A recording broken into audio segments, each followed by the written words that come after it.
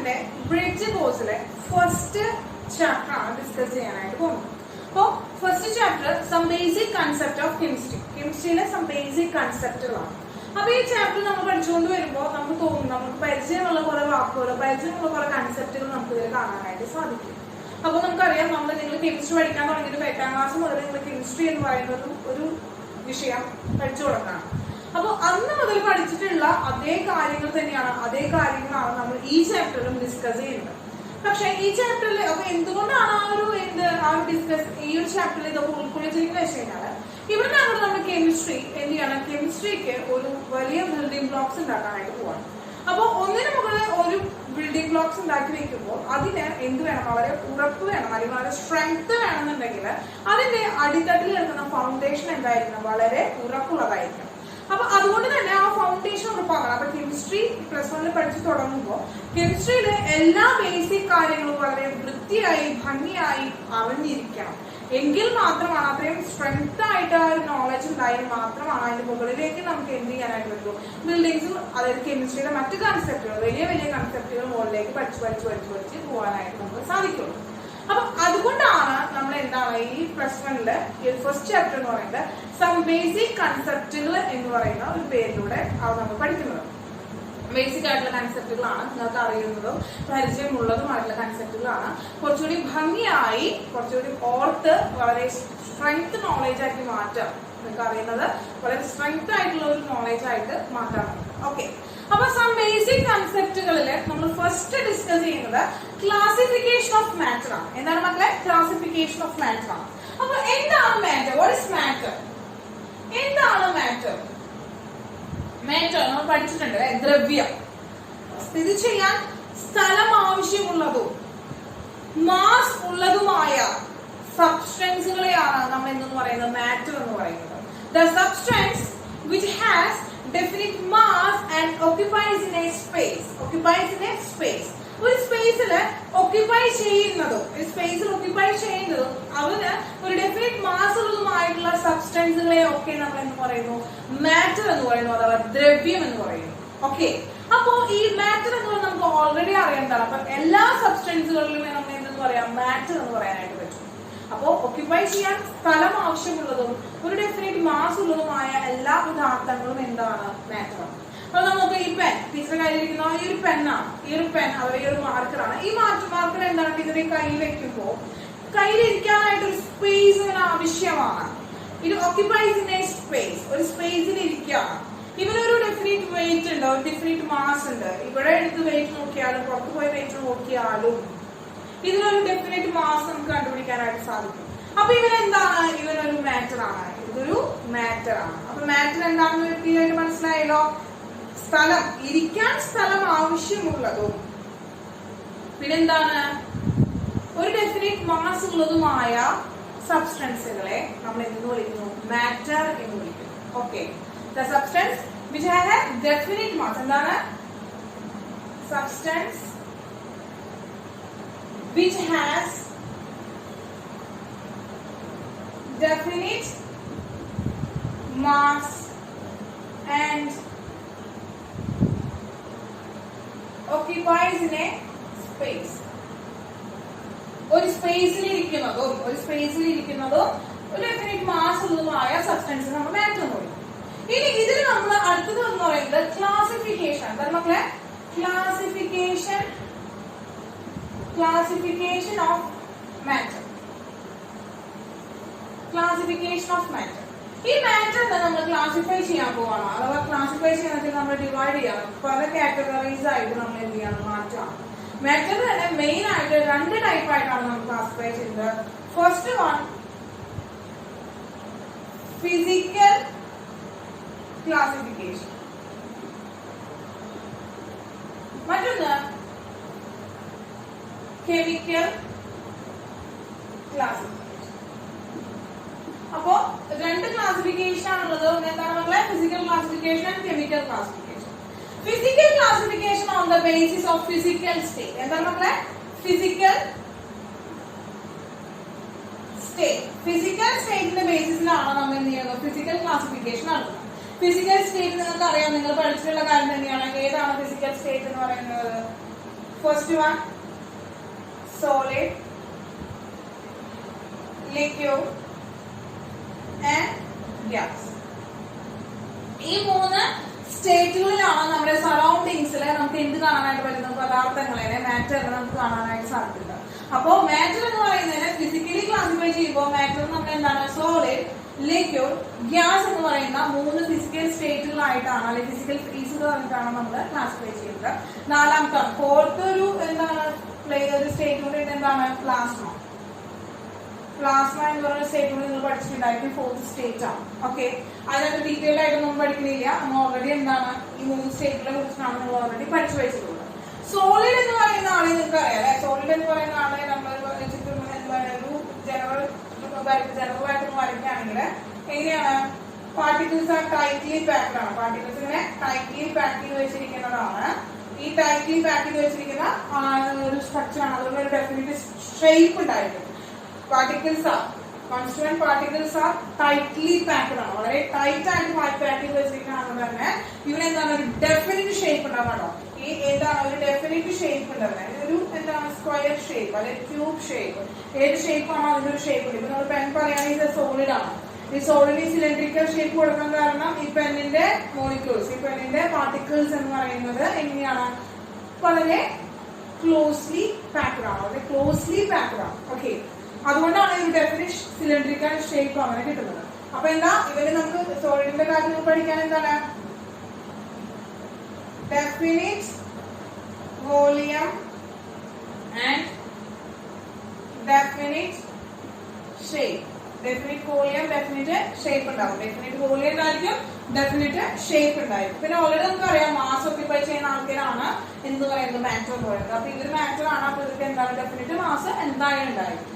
Okay, then liquid ആണ്. Liquid എന്ന് പറയുന്നത് ജനറലി വരയ്ക്കുകയാണെങ്കിൽ ലിക്വിഡ് എന്ന് പറയുന്നത് എന്താണ്, അത്രയും ക്ലോസ്ലി പാക്ഡ് അല്ല, എന്നാലും എന്താണ് കുറച്ചും കൂടി എന്താണ് എന്താണ് ഈ പാർട്ടിക്കിൾസ് തമ്മിൽ ഒരു കുറച്ച് സ്പേസ് ഉണ്ട്. ഒരു ഇന്റർമോളിക്കുലർ സ്പേസ് എന്ന് പറയും. പാർട്ടിക്കിൾസ് തമ്മിലുള്ള സ്പേസ് നമ്മൾ ഇന്റർമോളിക്കുലർ സ്പേസ് എന്ന് പറയും. മോളിക്കുലർ തമ്മിലുള്ള സ്പേസ്, ആ ഒരു ഇന്റർമോളിക്കുലർ സ്പേസ് ഉണ്ട്.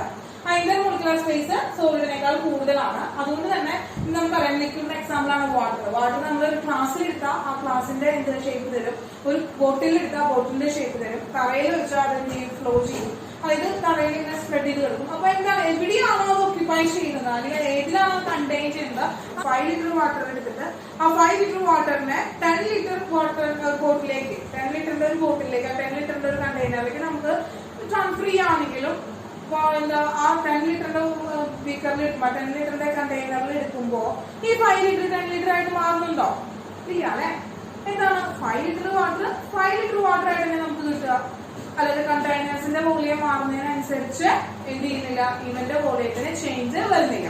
അതുകൊണ്ട് തന്നെ എന്താണ് ഡെഫിനിറ്റ് വോളിയം ആണ് നമുക്ക് വരുന്നത്. കാരണം മക്കളെ ഡെഫിനിറ്റ് വോളിയം ആണ് ഇവനുള്ളത്. ബട്ട് എന്താണ്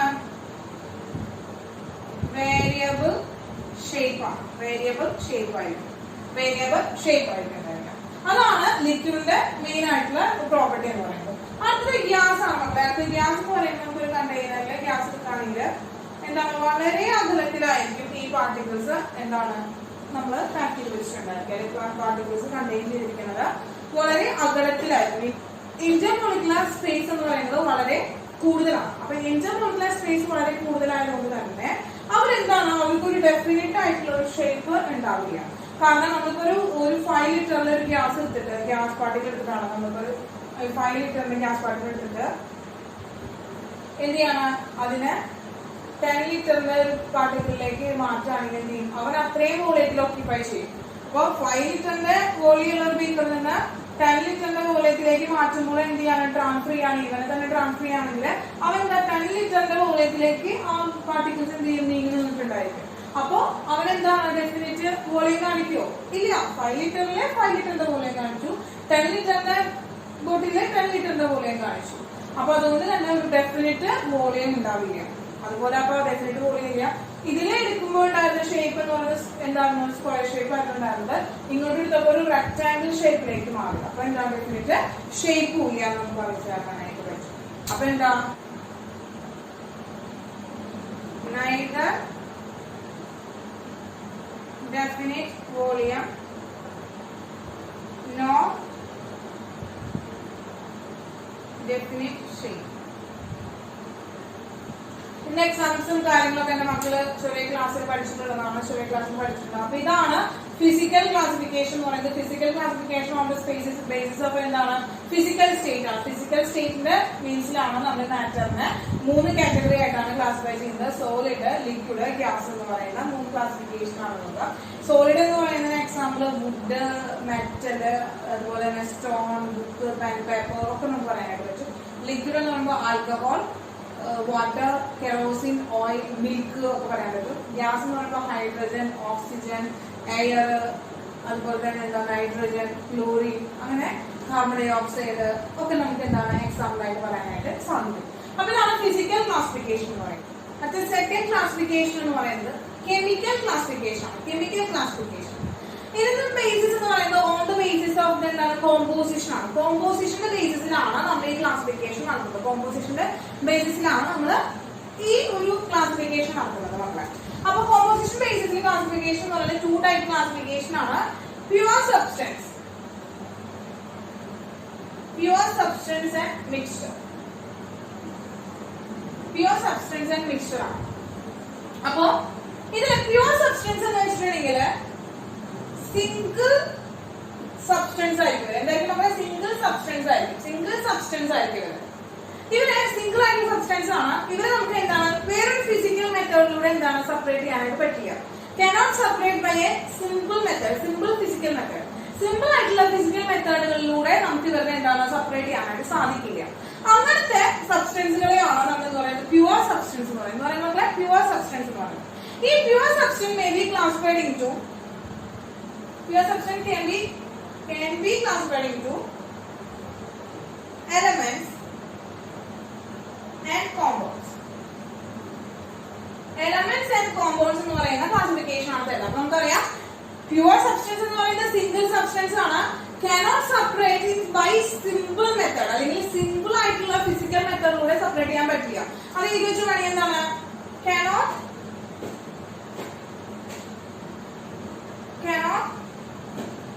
separate by simple method. ഒരു സിമ്പിൾ മെത്തേഡിലൂടെ നമുക്ക് എന്ത് ചെയ്യാൻ പറ്റില്ല, ഇവരെ നമുക്ക് ക്ലാസിഫൈ ചെയ്യാനായിട്ട് സാധിക്കില്ല. ഓക്കെ, അങ്ങനത്തെ 2 ആൾക്കാരാണ് നമ്മൾ എന്താണ് എലമെന്റ്സ് ആൻഡ് കോമ്പൗണ്ട്സ് എന്ന് പറയുന്നത്.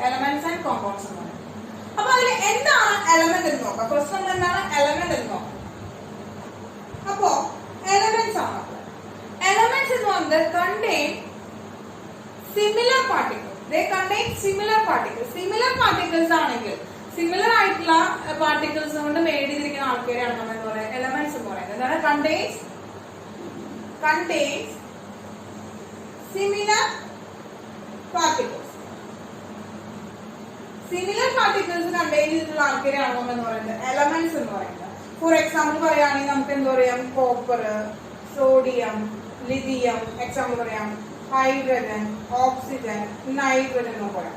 അപ്പൊ നോക്കാം ഇതിലെ കോപ്പർ, സോഡിയം, ലിഥിയം എന്നൊക്കെ പറഞ്ഞ ആൾക്കാർ എന്താണ് മക്കളെ, ഇവര് നമ്മള് ആറ്റംസ് ആയിട്ടാണ് കാണാം. ഇവര് നമ്മൾ എന്താണ് മോളിക്യൂൾസ് ആയിട്ടാണ് കിട്ടുക. അപ്പൊ എലമെന്റ്സ് എന്ന് പറയുന്ന ആൾക്കാരെ നമുക്ക് എന്താണ് വീണ്ടും 2 ആയിട്ട് ഡിവൈഡ് ചെയ്യാണ്. ആറ്റംസ് എന്നും മോളിക്യൂൾസ് എന്നും പറയാം. അപ്പൊ സിംഗിൾ ആയിട്ടുള്ള ഒരാളാണെങ്കിൽ നമ്മൾ അവരെ എന്ന് പറയുന്നു, നമ്മൾ അവരെ ആറ്റംസ് എന്ന് പറയുന്നു. ഇതേ ആറ്റംസ് മോർ ദാൻ ആറ്റംസ്, ഒന്നിൽ കൂടുതൽ സിമിലർ ആറ്റംസ് കമ്പൈൻ ചെയ്ത് വരികയാണെങ്കിൽ നമുക്ക് അവരെ എന്ന് പറയാം മോളിക്യൂൾസ് എന്ന് പറയാനായിട്ട് സാധിക്കും. അപ്പൊ എലമെന്റ്സിൽ തന്നെ എന്താണ് ആറ്റംസും ഉണ്ട് മോളിക്യൂൾസ് ഉണ്ട്. നമ്മുടെ ആറ്റംസും ഉണ്ട് മോളിക്യൂൾസ് ഉണ്ട്. ഓക്കെ, അപ്പൊ ഇവരെ നമുക്ക് എന്താ വെച്ചാൽ ഒരു സിമ്പിൾ ആയിട്ടുള്ള ഒരു ഫിസിക്കൽ മെത്തേഡിലൂടെ നമുക്ക് എന്താണ് ഇവരെ സെപ്പറേറ്റ് ചെയ്യാനായിട്ട് സാധിക്കില്ല. ഇനി കോമ്പൗണ്ട്സിന്റെ കാര്യം പറയുകയാണെങ്കിൽ 2 or more elements combine to form a compound. എന്താണ് ഒന്നിൽ കൂടുതൽ എലമെന്റുകൾ കമ്പൈൻ ചെയ്തിട്ട് ഫോം ചെയ്യുന്നതാണ് എന്ന് പറയുന്നത് കോമ്പൗണ്ട്സ് എന്ന് പറയുന്നത്. അപ്പൊ വേണമെങ്കിൽ ഈ കോമ്പൗണ്ട്സ് നമുക്ക് എന്ത് ചെയ്യാം ഡീകമ്പോസ് ഇൻടു എന്താണ് their identical elements. അവരുടെ ഐഡന്റിക്കൽ എലമെന്റ്സ് ആയിട്ട് അവർക്ക് മാറാനായിട്ട് സാധിക്കും ബൈ എനി കെമിക്കൽ മെത്തേഡ്സ് അല്ലെങ്കിൽ ബൈ എനി ഫിസിക്കൽ മെത്തേഡ്സിലൂടെ ഏതെങ്കിലും എന്താണ് സെപ്പറേറ്റിംഗ് മെത്തേഡ്സിലൂടെ ഡീകമ്പോസിഷൻ സംഭവിക്കാനായിട്ട് പറ്റും. ഡീകമ്പോസ് ഇൻടു their എന്താണ് സ്മോളർ അല്ലെങ്കിൽ their individual particle. Individual particles ആയിട്ട് അവർക്ക് എന്ത് ചെയ്യാൻ പറ്റും, ഇൻഡിവിജ്വൽ എലമെന്റ്സ് ആയിട്ട് അവർക്ക് കൺവേർട്ട് ചെയ്ത് മാറാനായിട്ട് സാധിക്കും. അപ്പൊ കോമ്പൗണ്ട്സ് എന്ന് പറയുന്നത് എന്താണ്? കോമ്പൗണ്ട്സ് എന്ന് പറയുന്നത് എന്താണ്? മോർ ദാൻ എന്താണ് 2 or more elements combined to form a compound. എന്താണ്?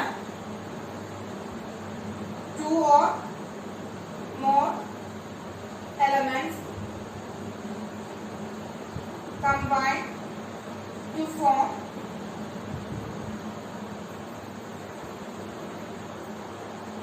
compound.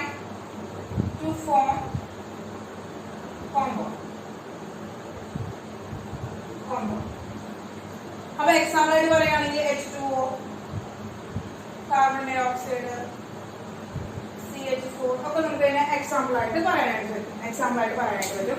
അപ്പൊ എലമെന്റ്സിന്റെ കോമ്പൗണ്ട്സ് ഉണ്ട്. എലമെന്റ്സിൽ കണ്ടെയ്ൻ സിമിലർ പാർട്ടിക്കിൾസ് ആണെങ്കിൽ നമ്മൾ അവരെ എലമെന്റ്സ് എന്ന് പറയുന്നു.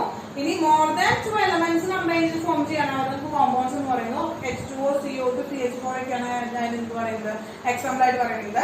വേണമെങ്കിൽ അവരുടെ ഐഡന്റിക്കൽ ആയിട്ടുള്ള എലമെന്റ്സ് ആയിട്ട് മാറ്റാനായിട്ട് പറ്റും. വേണമെങ്കിൽ എങ്ങനെയാണ് കെമിക്കൽ മെത്തേഡ്സിലൂടെ നമുക്ക് ഡീകമ്പോസിഷൻ വഴി നമുക്ക് അവരെ എന്ത് ചെയ്യാം, ഡീകമ്പോസിഷൻ നടത്തിയിട്ട് നമുക്ക് അവരെ സെപ്പറേറ്റ് ചെയ്തെടുക്കാനായിട്ട് പറ്റും, എലമെന്റ്സിന് സെപ്പറേറ്റ് ചെയ്തെടുക്കാനായിട്ട് സാധിക്കും. ഇനി കോമ്പൗണ്ട്സിന് എന്താണ്, കോമ്പൗണ്ട്സിന് can be classified into 2 ആണ്. Inorganic compounds and organic compounds. Inorganic compounds and organic compounds എന്ന് പറയുന്ന 2 ക്ലാസിഫിക്കേഷൻ ഉണ്ട് നമുക്ക്. അപ്പൊ നോക്കുക, ഫസ്റ്റ് ഇനോർഗാനിക് കോമ്പൗണ്ട് ആണ്. ഇനോർഗാനിക് കോമ്പൗണ്ട് എന്നത് നോൺ ലിവിംഗ് തിങ്സിൽ നിന്ന് ഫോം ചെയ്യുക. ഈ നോൺ ലിവിംഗ് തിങ്സിൽ നിന്ന് ഫോം ചെയ്യുന്ന കോമ്പൗണ്ടുകളാണ് നമ്മൾ എന്ന് പറയുന്നത് inorganic compounds. Formed from non living organisms എന്ന് പറയുന്നത് ഏതൊക്കെയാണ്? റോക്സ്, മിനറൽസിൽ നിന്നൊക്കെ ഫോം ചെയ്യാറുണ്ട്. അപ്പൊ എന്താണ് from non living organism. Non living ഓർഗാനിസത്തിൽ നിന്ന് ഫോം ചെയ്യുന്ന കോമ്പൗണ്ടുകളാണെങ്കിൽ അവരെ നമ്മൾ ഇനോർഗാനിക് കോമ്പൗണ്ട്സ് എന്ന് പറയുന്നു. ഇനോർഗാനിക് കോമ്പൗണ്ട്സ് എന്ന് പറയുന്നു. അതായത് റോക്സ്, അതുപോലെ മിനറൽസ്, അതിൽ നമുക്ക് ഫോം ചെയ്യുന്ന ആൾക്കാരാണ് നമ്മൾ എന്ന് പറയുന്നത് ഇനോർഗാനിക് കോമ്പൗണ്ട്സ് എന്ന് പറയുന്നത്. എക്സാമ്പിൾ ആയിട്ട് നമുക്ക് കോമൺ സാൾട്ട്, അതുപോലെ തന്നെ മാർബിൾ, ഇതൊക്കെ നമുക്ക് കോമ്പൗണ്ടുകളാണ്. ഇനോർഗാനിക് കോമ്പൗണ്ട്സ് ആണ് ഇവരൊക്കെ. അടുത്ത ഓർഗാനിക് കോമ്പൗണ്ട് ആണ്. ഫോംഡ് ഫ്രം എന്ന് റിപ്രസെന്റ് ചെയ്യുന്ന എന്താണ്? ഓർഗാനിസം. ഓർഗാനിസത്തിൽ പ്രസന്റ് ചെയ്തത് എന്താണ്? ഫ്രം ഓർഗാനിസം, ലിവിംഗ് തിങ്സിൽ നിന്നാണ്. അതായത് പ്ലാന്റ്സ്, എലിമെന്റ്സിലൊക്കെ ഒക്കർ ചെയ്യുന്ന കോമ്പൗണ്ട്സിലെയാണ് നമ്മൾ എന്ന് പറയുന്നത് ഓർഗാനിക് കോമ്പൗണ്ട്സ്.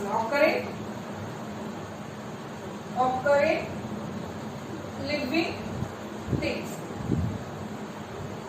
അല്ലെങ്കിൽ നമുക്ക് എന്താ പറയാം, ഒക്കറിംഗ് ഓർഗാനിസം. ലിവിംഗ് ഓർഗാനിസത്തില് ഫോം ചെയ്യും. ലിവിംഗ് ഓർഗാനിസത്തില് എന്താണ് ഒക്കർ ചെയ്യുന്ന കോമ്പൗണ്ടിലെയാണ് നമ്മൾ എന്ന് പറയുന്നത് ഓർഗാനിക് കോമ്പൗണ്ട്. ഓർഗാനിക് കോമ്പൗണ്ട്സ് എന്ന് പറയുന്നത്. ഓക്കെ, അപ്പൊ ഈ ഓർഗാനിക് കോമ്പൗണ്ട്സ് എന്ന് പറയുന്ന എക്സാമ്പിൾ പറയുകയാണെങ്കിൽ കാർബോഹൈഡ്രേറ്റ്, പ്രോട്ടീൻ, ഓയിൽസ്, ഇതൊക്കെയാണ് നമ്മൾ എന്താണ് നമുക്ക് ഓർഗാനിക് കോമ്പൗണ്ട്സിനെ എന്താണ് എക്സാമ്പിൾസ് ആയിട്ട് പറയാനായിട്ട് സാധിക്കുക. അപ്പൊ ഇത് വളരെ ബേസിക് ആയിട്ടുള്ള കാര്യങ്ങൾ, നമുക്ക് നിങ്ങൾക്ക് അറിയുന്ന കാര്യങ്ങൾ തന്നെയാണ്. നമുക്ക് വളരെ ബേസിക് ആയിട്ടുള്ള കാര്യങ്ങളാണ് ആദ്യം പറയുന്നത്. ബേസിക് കൺസെപ്റ്റ് ഓഫ് കെമിസ്ട്രിയിലെ ആദ്യം മാറ്റർ എന്താണെന്നാണ് പറഞ്ഞത്. മാറ്റർ എന്ന് പറയുന്നത് എന്താണ്? Substance which has a definite mass and occupies in a space.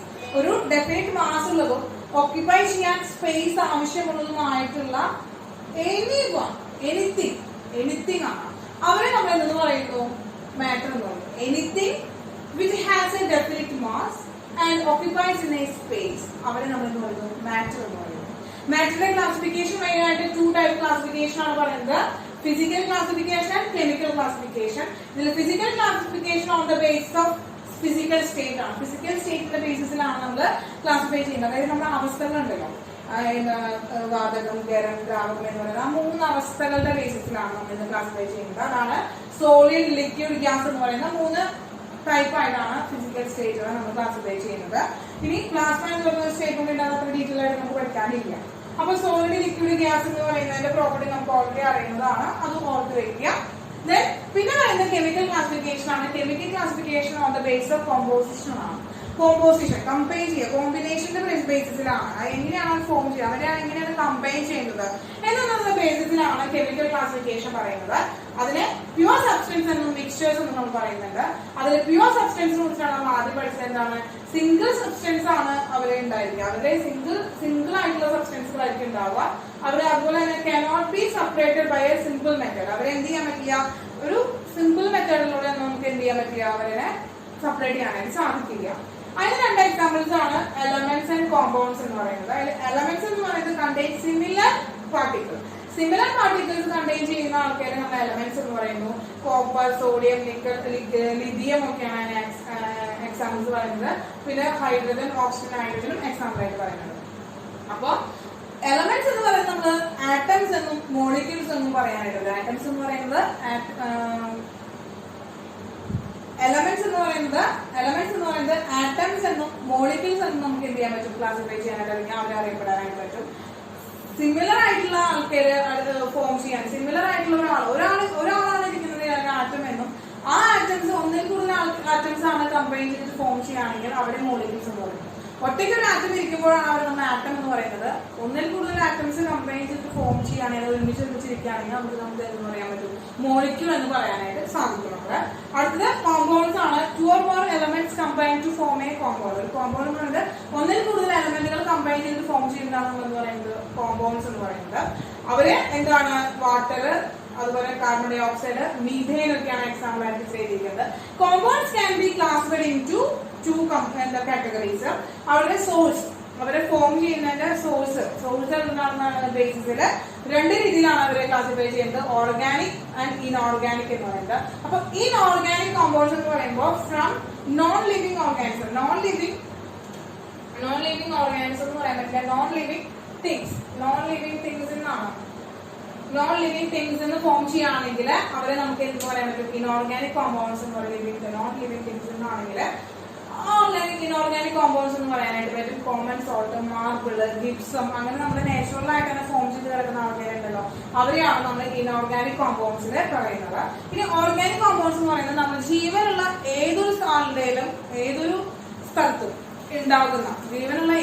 ഉണ്ടാകുന്ന കോമ്പൗണ്ടുകളെയാണ് നമ്മൾ പറയുന്നത് ഓർഗാനിക് കോമ്പൗണ്ട്സ് എന്ന് പറയുന്നത്. പ്ലാന്റ്സിലായിക്കോട്ടെ അനിമൽസിലായിക്കോട്ടെ ഉണ്ടാകുന്ന കോമ്പൗണ്ടുകളെയാണ് നമ്മൾ എന്ന് പറയുന്നത്.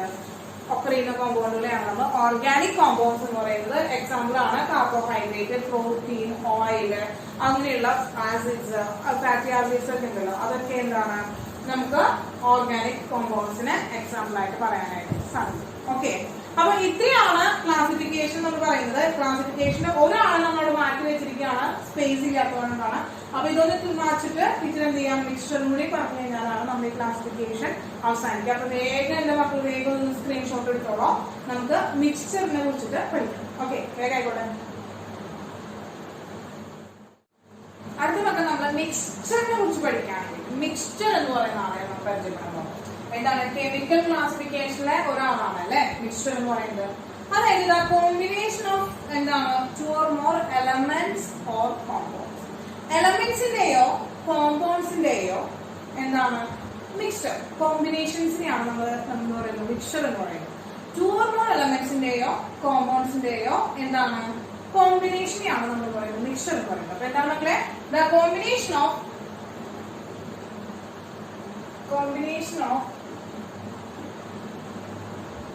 2 or more elements or compounds.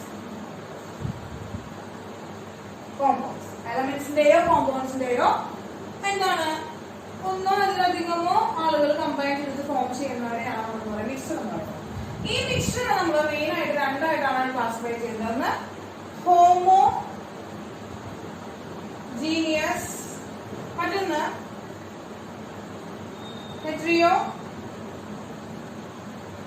Heterogeneous.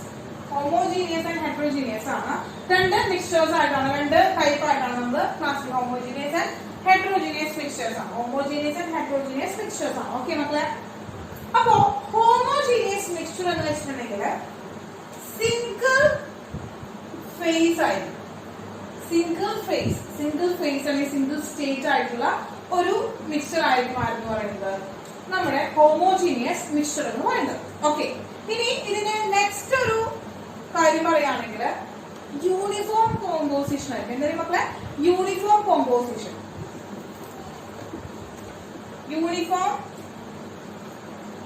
Composition, അതായത് ഒരേപോലെ ആയിരിക്കും അവരുടെ കോമ്പോസിഷൻ എന്ന് പറയുന്നത്. ഒരേപോലെയാണ്, അവർക്കൊരു ബൗണ്ടറീസ് ഉണ്ടാവില്ല. അതായത് ഒരു രണ്ടാളും കൂടി ഫോം ചെയ്യുന്ന ഒരു മിക്സ്ചറിന് അല്ലെങ്കിൽ രണ്ട് എലമെന്റുകൾ കൂടി കമ്പൈൻ ചെയ്യാം, അല്ലെങ്കിൽ എന്ത് ചെയ്യാണ് രണ്ട് കോമ്പൗണ്ട്സ് കൂടി കമ്പൈൻ ചെയ്യുന്ന സമയത്ത് ഇവർ തമ്മിൽ തിരിച്ചറിയാൻ പാകത്തിലായിട്ടുള്ള ഒരു ബൗണ്ടറീസോ ഒന്നും ഉണ്ടാവില്ല. യൂണിഫോം കോമ്പോസിഷൻ ആണ് കാണിക്കുന്നത്. ഒരു കാണുമ്പോൾ ഒരുപോലെയാണ് നമുക്ക് തോന്നുന്നത്. ഒരു എക്സാമ്പിൾ പറയുകയാണെങ്കിൽ നമ്മൾ എന്താണ്, ഷുഗർ എടുത്തു, ഷുഗറിന് നമ്മൾ എന്ത് ചെയ്തു, വാട്ടറിലേക്ക് ആഡ് ചെയ്തു, നമുക്ക് എന്ത് കിട്ടി, ഷുഗർ സൊല്യൂഷൻ കിട്ടി. അപ്പോൾ ഷുഗർ എന്ന് പറയുന്ന ഒരു കോമ്പൗണ്ട് ആണ്, വാട്ടർ എന്ന് പറയുന്ന ഒരു കോമ്പൗണ്ട് ആണ്. അപ്പൊ രണ്ട് കോമ്പൗണ്ടുകളുടെ മിക്സ്ചർ എന്ന് പറയുന്നത് ഷുഗർ എന്ന് പറയുന്നത്, രണ്ട് കോമ്പൗണ്ടുകളുടെ കോമ്പോസിഷൻ എന്ന് പറയുന്നത് ഒരു മിക്സ്ചർ ആയിരുന്നു. ഈ മിക്സ്ചർ എന്ന് പറയുന്നത് സ്റ്റേറ്റ് എന്താണ്, ഇത് നമുക്കറിയാം, ഇത് സോളിഡ് ആണ് സ്റ്റേറ്റ്, ഇത് ലിക്വിഡ് ആണ് സ്റ്റേറ്റ്. ഇതിന് ഫോം ചെയ്തിരിക്കുന്ന ആളെ എന്താണ്, ലിക്വിഡ് സ്റ്റേറ്റിലാണ് നമുക്ക് കിട്ടുന്നത്. അപ്പൊ എന്താ, ഒരേ ഒരു ഫേസ് ഉള്ളോ, സിംഗിൾ ഫേസ് ആണ്. ഇവരെ ഷുഗർ വേറെ ആയിട്ടും വാട്ടർ വേറെ ആയിട്ടാണോ കാണാൻ പറ്റുക? അല്ല, കാണുമ്പോൾ എന്താ, അതൊരു ഷുഗർ സൊല്യൂഷൻ ആണ്, ഒരേപോലെയാണ് ഷുഗർ സൊല്യൂഷൻ. എല്ലാവർക്കും ഒരുപോലെ ആയിരിക്കും. അതിന്റെ എന്ന് പറയുന്നത് സ്വീറ്റ്നെസ് എന്ന് പറയുന്നത് കാണാൻ എല്ലാ ഭാഗത്തും ഒരുപോലെ ആയിരിക്കും. അതാണ് യൂണിഫോം കോമ്പോസിഷൻ എന്ന് പറയുന്നത്. നമ്മളെ യൂണിഫോം കോമ്പോസിഷൻ എന്ന് പറയുന്നത് കിട്ടിയല്ലോ. ഇനി ഹെട്രോജീനിയസ് എന്ന് പറയുകയാണെങ്കിൽ എന്താണ്, ഹെട്രോജീനിയസ് മിക്സ്ചർ എന്ന് പറയുകയാണെങ്കിൽ എന്താണ്, ഡിഫറെന്റ് ഫേസ് ആയിരിക്കും. അതായത് നമ്പർ ഓഫ് ഫേസ് ഉണ്ടാവും, നമ്പർ ഓഫ് ഫേസുകൾ ഒന്നിൽ കൂടുതൽ ഉണ്ടായിരിക്കും. അപ്പൊ നമ്പർ എന്ന് പറയുന്നത് എന്നോ രണ്ട് കൂട്ടിട്ടേക്കണം, നമ്പർ എന്നാണ് കാണിക്കുന്നത്. നമ്മൾ നമ്പർ എഴുതി വെച്ചോളാം, എക്സാമിനൊക്കെ നമ്പർ എഴുതി വെക്കണം. നമ്മൾ ഷോർട്ട് ഫോം എഴുതരുത്, ടീച്ചർ എളുപ്പത്തിന് വേണ്ടി എഴുതി വരും. അപ്പൊ നമ്പർ ഓഫ് ഫേസസ് ആണ് ഉണ്ടാവുക. ദെൻ ഡിഫറെന്റ് കോമ്പോസിഷൻ ആയിരിക്കും, കോമ്പോസിഷൻ ഡിഫറെന്റ് ആയിരിക്കും, ഡിഫറെന്റ് കോമ്പോസിഷൻ ആയിരിക്കും കാണിക്കുക. എക്സാമ്പിൾ എന്ന് പറയുമ്പോൾ സാൻഡ് പ്ലസ് വാട്ടർ, ഇതിക്ക് എന്തായി, സാൻഡ് വാട്ടർ കിട്ടി, അല്ലെങ്കിൽ സാൻഡ് സൊല്യൂഷൻ, സാൻഡ് വാട്ടർ നേടാം, സാൻഡ് വാട്ടർ കിട്ടി. അല്ലെങ്കിൽ ചെടികളും കിട്ടി, നമുക്ക് മഡി വാട്ടർ എന്നൊക്കെ പറയാനായിട്ട് വരുന്നുണ്ട്. അപ്പൊ നോക്കുക, സാൻഡ് എന്ന് പറഞ്ഞാൽ എന്താണ്, സോളിഡ് ആണ്, ഇത് ലിക്വിഡ് ആണ്. ഇവിടെ കിട്ടിയ ആളിന് എന്തുണ്ടാവും, സോളിഡ് ഉണ്ടാവും, ലിക്വിഡ് ഉണ്ടാവും. നിങ്ങൾക്ക് ചെളി എന്താ, കുറച്ച് മണ്ണെടുത്ത് വെള്ളത്തിൽ കളിക്കുന്ന നോക്കി കഴിഞ്ഞാല് പ്യുവർ ആയിട്ടുള്ള വെള്ളമായിട്ടാണോ കിട്ടുക? അല്ല അല്ലെ, അതിന് കല്ലുകട്ടകളൊക്കെ കിടക്കുന്നതും അതുപോലെ എന്താണ് കരടുകളൊക്കെ ഉണ്ടെങ്കിൽ അതൊക്കെ നമുക്ക് അതിനെ ഐഡന്റിഫൈ ചെയ്യാനായിട്ട് സാധിക്കും. സെപ്പറേറ്റ് ചെയ്ത് കിടക്കുന്നുണ്ടായിരിക്കും. അപ്പൊ അങ്ങനെ സെപ്പറേറ്റ് ആയിട്ട് എടുക്കുക, രണ്ട് ബൗണ്ടറീസ് ഉള്ളവരാണ്. അതുകൊണ്ടാണ് ഡിഫറെന്റ് കോമ്പോസിഷൻ എന്ന് പറഞ്ഞത്. ഡിഫറെന്റ് ആയിട്ട് നമുക്ക് കാണാനായിട്ട് പറ്റും, അവരെ ഡിഫറെന്റ് ആയിട്ട് ഐഡന്റിഫൈ ചെയ്യാനായിട്ട് നമുക്ക് സാധിക്കും. അങ്ങനെയുള്ള മിക്സ്ചേഴ്സിനെയാണ് നമ്മൾ എന്ന് പറയുന്നത് ഹെട്രോജീനിയസ് മിക്സ്ചർ എന്ന് പറയുന്നത്. അങ്ങനെയുള്ള മിക്സ്ചേഴ്സിനെയാണ് നമ്മൾ ഹെട്രോജീനിയസ് മിക്സ്ചർ എന്ന് പറയുന്നത്. കിട്ടിയോ മക്കളെ? അപ്പോ mixtures can be classified into homogeneous mixture and heterogeneous mixture. Homogeneous mixture എന്നും ഹെട്രോജീനിയസ് മിക്സ്ചർ എന്ന രീതിയിലാണ് നമ്മൾ എന്ത് ചെയ്യുന്നത്, ഈ എലമെന്റ്സ് എന്താണ് മിക്സ്ചേഴ്സിനെ ക്ലാസിഫൈ ചെയ്യുന്നത്. അപ്പൊ മിക്സ്ചർ എന്ന് combination of two or more elements or compounds. എന്താണ്, എലമെന്റ്സിന്റെയോ കോമ്പൗണ്ട്സിന്റെയോ ഒന്നിൽ കൂടുതൽ ആളുകൾ കമ്പൈൻ ചെയ്ത് ഫോം ചെയ്യുന്ന ആളെയാണ് നമ്മൾ എന്ന് പറയുന്നത് മിക്സ്ചേഴ്സ് എന്ന് പറയുന്നത്. അപ്പൊ ക്ലാസിഫിക്കേഷൻ ഓഫ് മാറ്റർ കഴിഞ്ഞു. അടുത്തത് പ്രോപ്പർട്ടീസ് ഓഫ് എന്താണ് മാറ്റർ ആണ് പറയുന്നത്. അപ്പൊ ആദ്യം എന്ത് ചെയ്യണം എന്റെ മക്കള് ഇത് നോക്കി എടുക്കും, നമുക്ക് അടുത്തത് പ്രോപ്പർട്ടീസ് ഓഫ് മാറ്റർ പഠിക്കാം. ഓക്കെ, അടുത്ത മക്കളെ പ്രോപ്പർട്ടീസ് ഓഫ് മാറ്റർ ആണ്. അപ്പൊ ക്ലാസിഫിക്കേഷൻ ഓഫ് മാറ്റർ നമ്മൾ പഠിച്ചു കഴിഞ്ഞു. അടുത്തത് പ്രോപ്പർട്ടീസ് ഓഫ് മാറ്റർ ആണ്. പ്രോപ്പർട്ടീസ് മാറ്ററിന്റെ കുറച്ച് പ്രോപ്പർട്ടീസ് ആണ്. ഇതും എന്താണ് രണ്ടായിട്ടാണ് ഡിവൈഡ് ചെയ്യുന്നത്. ഒന്ന് ഫിസിക്കൽ പ്രോപ്പർട്ടീസ്, ഉണ്ട്. മറ്റൊന്ന് എന്താണ് chemical properties. Physical properties and chemical properties ആണ്. അപ്പൊ ഫിസിക്കൽ പ്രോപ്പർട്ടീസ് എന്ന് വെച്ചാല് മെഷർഡ് വിതൗട്ട് ചേഞ്ചിങ് ഐഡന്റിറ്റിക്ക് ചേഞ്ച് വരുത്താതെ നമ്മൾ എന്ത് ചെയ്യാണ്, ഐഡന്റിറ്റിക്ക് ഒരു ചേഞ്ച് വരുത്താതെ നമ്മൾ മെഷർ ചെയ്യുന്ന പ്രോപ്പർട്ടീസ് ഏതാണോ അവരെയാണ് നമ്മൾ എന്ന് പറയുന്നത് ഫിസിക്കൽ പ്രോപ്പർട്ടീസ് ഓഫ് മാറ്റർ എന്ന് പറയുന്നത്. എന്താണ് മെഷർഡ് അല്ലെങ്കിൽ എന്താണ് measured without changing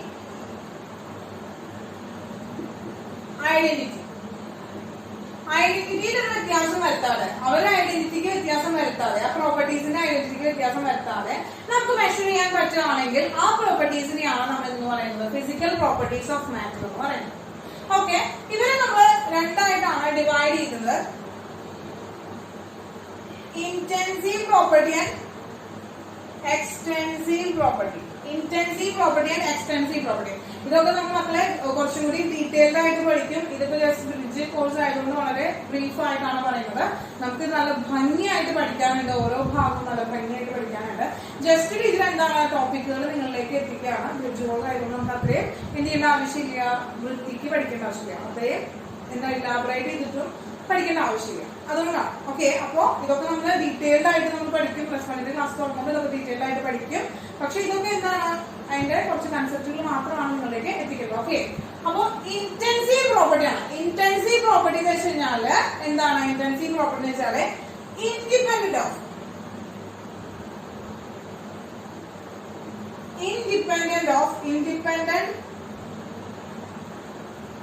of amount of substance. എന്താണ് നമ്മൾ ഇൻഡിപെൻഡന്റ് ഓഫ്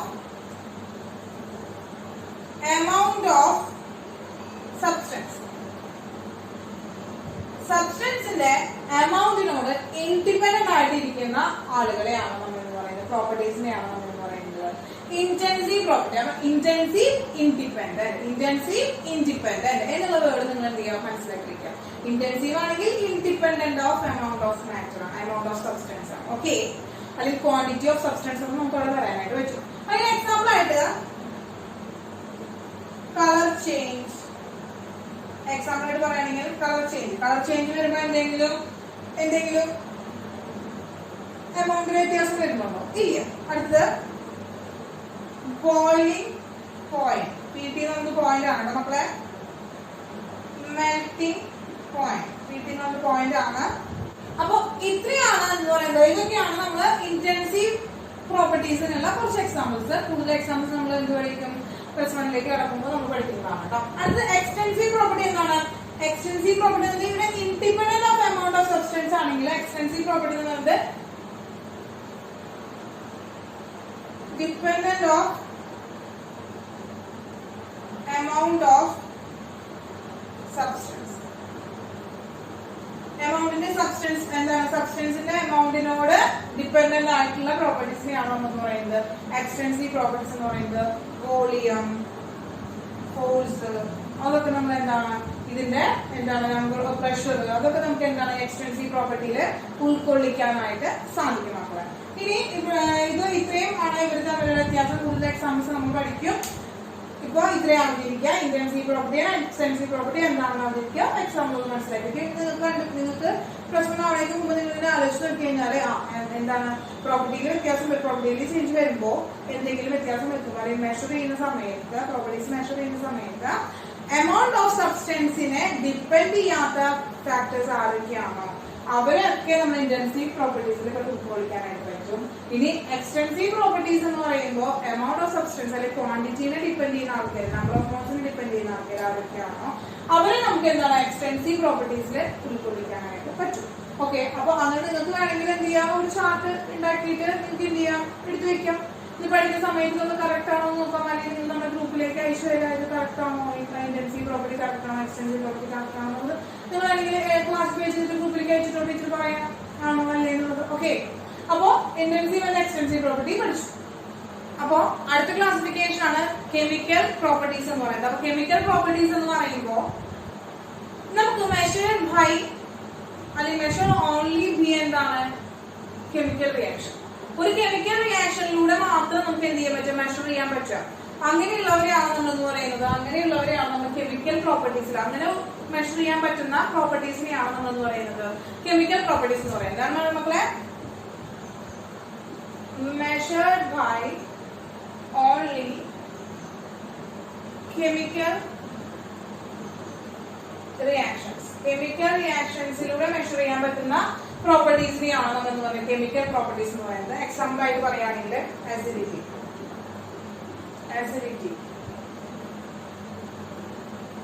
basicity, then പറയുകയാണെങ്കിൽ reactivity,